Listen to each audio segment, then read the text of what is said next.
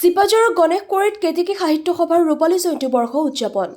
দৰং জিলা সাহিত্য সভাৰ অন্যতম শাখা কেতেকী সাহিত্য সভাৰ ৰূপালী জয়ন্তী উদযাপনৰ বাবে বাঁহগৰা গণেশকুৰি জনজাতি উচ্চ মাধ্যমিক বিদ্যালয় খেলপথাৰত শুক্ৰবাৰৰ পৰা বৰ্ণাঢ্য কাৰ্যসূচী আৰম্ভ হৈছে।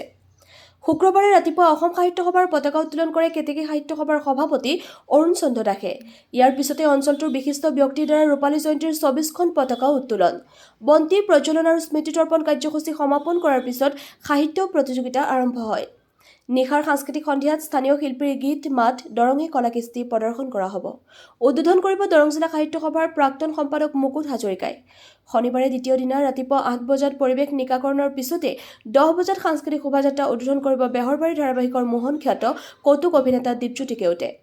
দুপৰীয়া ২ বজাত মুকলি সভাত সভাপতিত্ব কৰিব উদযাপন সমিতিৰ সভাপতি তথা চিপাঝাৰৰ বিধায়ক ডক্টৰ পৰমানন্দ ৰাজবংশীয়ে। আদৰণি ভাষণ প্ৰদান কৰিব শাখাৰ প্ৰাক্তন সভাপতি দয়াৰাম দাসে। একেদৰে স্মৃতিগ্ৰন্থ উন্মোচন কৰিব দৰং জিলা সাহিত্য সভাৰ প্ৰাক্তন সভাপতি ডক্টৰ শ্বহীৰ ভূঞাই। মুখ্য অতিথি হিচাপে উপস্থিত থাকিব অসম সাহিত্য সভাৰ উপ সভাপতি পদুম ৰাজখোৱা।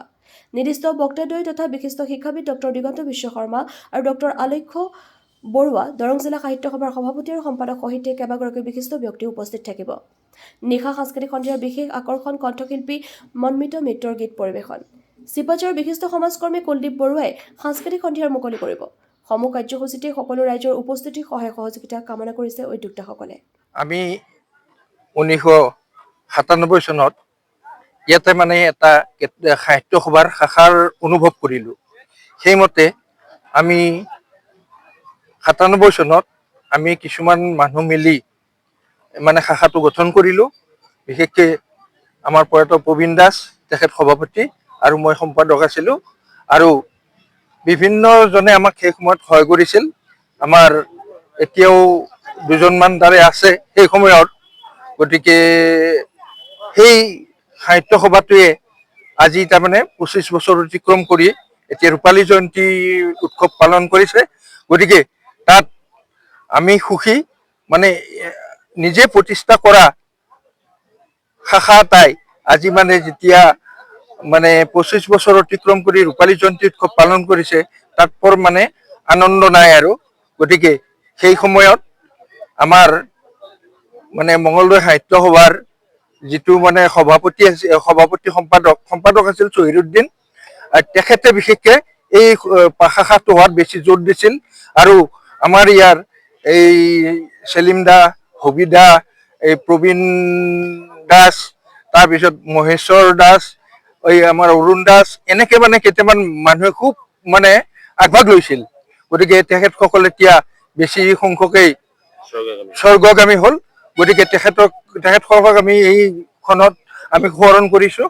গতিকে সাহিত্য সভাটোৱে অগ্ৰগতি লাভ কৰি এসময়ত ভাল প্ৰতিষ্ঠিত হওক, সেই কামনাৰে মই শুভেচ্ছা জনালোঁ। স্মৃতি তৰ্পক হিচাপে বা বন্তি প্ৰজ্বলক হিচাপে আজি এই বাঁহগৰাৰ ৰূপালী জয়ন্তীৰ যি অনুভৱ কৰিলোঁ, এই অনুভৱটো আচলতে মই বৰ